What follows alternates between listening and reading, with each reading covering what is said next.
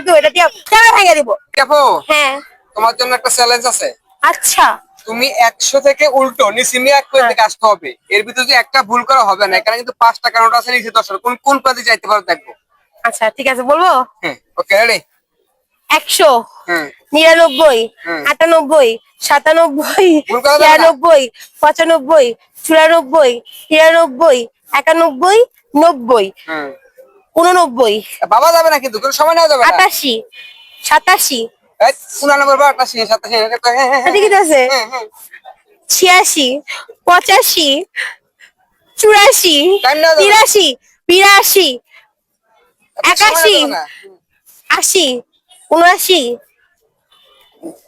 79, দিদা 71, 73, হলো না, হলো না।